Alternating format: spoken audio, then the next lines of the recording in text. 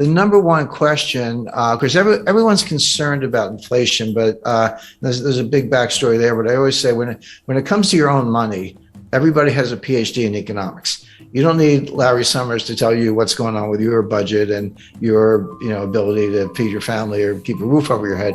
So people get inflation. It's one of the reasons it's so politically toxic is because it's unavoidable. You can't fudge it. You can't spin it. It's like, hey, if I used to fill up my Ford F-150 truck for $50 and now it's $125, A, you get it. It's right in your face. And B, that's $75 that you don't have to take your spouse out to dinner, buy a new jacket or whatever.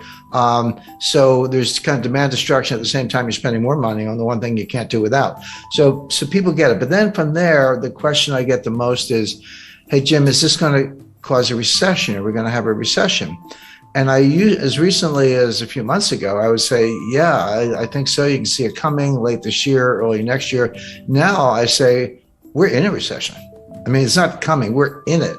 And there's data. I never make statements like that, Brian, without supporting it. We know that the standard definition of a recession is 2 consecutive quarters of declining GDP. There are a few more bells and whistles having to do with unemployment and a few other things, but that's the rule of thumb. So based on that, and based on the best available estimate for a second quarter, likely to be accurate, we're in a recession today. Now, it's not severe, but that's like saying I'm in bed with pneumonia, but I'm not dying. Well, okay, but we're in a recession right now. There's a lot of whistling past the graveyard. I mean, the stock market is still greatly overpriced. There's still the buy the dips mentality hasn't gone away. It's still there. You got people like Jim Cramer yelling, buy Netflix or whatever. There's institutional support. There's momentum trading. Of course, 95% of the trading is by robots. So you got to reverse engineer the 27-year-olds from Bangladesh who don't get out much. They're the ones really writing these algorithms. Brilliant engineers, but you'd have to show them around Wall Street.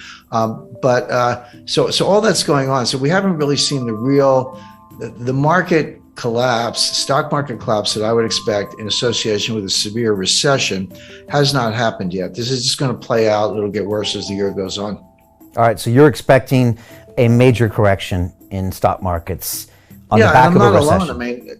I mean that is my expectation. I have my own models and I look at it closely. But if you listen to Michael Burry, Jeremy Grantham, Charlie Munger, these people have been around and they run hundreds of billions, and they're saying the same thing. So, so every now and then someone will throw some statistic at me and I go, how long is your time series? And I go, oh, we took it back 5 years. I was like, talk to me if you've done it for 100 years, because that's a little more meaningful. But Jeremy Grantham actually did do a 100-year time series and looked at bubbles all over the world, 1929 US, 1989 Japan, 2000 dot-com stocks, and many others. And he said he's never seen anything like it. It's a triple greatest bubble of all time times 3 in the sense that it's real estate, stocks, and other asset classes. So I do. That is my view, but it's shared by a number of other analysts. And that would mean like S&P coming off another 20-30%? Yes. And again, you have to remind people. 1929, the stock market fell 22% in 2 days. It wasn't one day. It was like 12% one day, 11% the next day. So 23% over 2 days. But that wasn't the crash. I mean, that was the beginning of the crash. This Dow Jones fell 82% from top to bottom. Now, it took 3 years. It bottomed in June 1932. Started in October 1929, so not quite 3 years. But that fell 82%. And that happens. So we're down, NASDAQ's down, bounced back a little bit in recent days, down close to 30%, down the S&P down over 20%. We're in bear market territory, but that's just the beginning. That's not what a full bear market, market adjustment looks like in the face of the kind of recession that I expect. Talk to me about inflation, because, I was looking at some of the inflation numbers and you have to go back to the 80s to see anything that's approaching double digit. I remember being just a kid hearing about double digit inflation. I could kind of remember the gas pumps, the lines at the gas. It's like a distant memory of me in the 70s. But how do you talk to younger people these days about what inflation is or it means, because I don't think people really grasp what it actually means to your savings or to the economy in even a medium term. Well, that's exactly right, Brian. And if you, you're a little younger than I am, but I lived through it. I started my career in banking in 1976, and I remember my wife and I used to kid each other. She was in advertising, I was in banking, and the inflation was so bad, you'd get a raise every like 4 or 5 months, and you didn't have to ask. They would just give it to you because they knew that you were going to quit if they didn't keep up. So she would get a raise, and she was making more than I was at the time. So we'd go out to dinner, and then I would get a raise, and I was making more than she was. So we would just tease each other about that. But that's how it was. And the psychology was, if you needed a TV set or refrigerator, new car, whatever, you say, I better buy it now, because the price is going to be higher. If I wait a month or 2 months, the price is going to run away from me. So it had huge behavioral effects. Of course, gold was, going to the moon. There was a lot going on at the time. But Brian, you're right when you say we're putting up inflation numbers today that are the highest in 40 years. That is correct.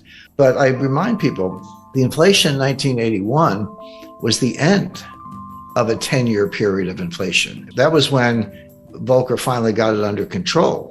But you go back to 70, between 77 and 81, so that 5-year period, the dollar lost 50% of its purchasing power, not 15, 50.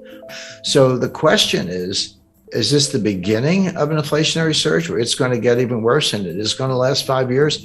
Or is it different than that? But keep that in mind, because the situation we're in today is very different from the 1970s, and I'll explain why. But I'll explain why right now, because in the 70s, it was triggered from the supply side with first the Arab oil embargo in 1973 as a result of the 1973 Arab-Israeli war, and then the price tripled, but it went from like $2 to $6. Okay. But percentage terms, that's a huge jump, but it was still $6.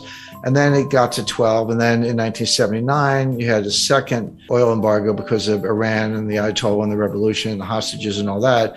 And then it went from kind of 12 to 20. So oil went up by a factor of 10 in the course of the late 70s because there's two different embargoes.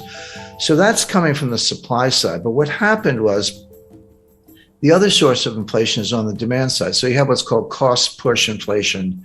That's where supplies choked off, or there's an embargo, or there's a shortage, natural disaster, a lot of things. It's coming from the supply side, and demand is inelastic, so you just pay up or kind of do without.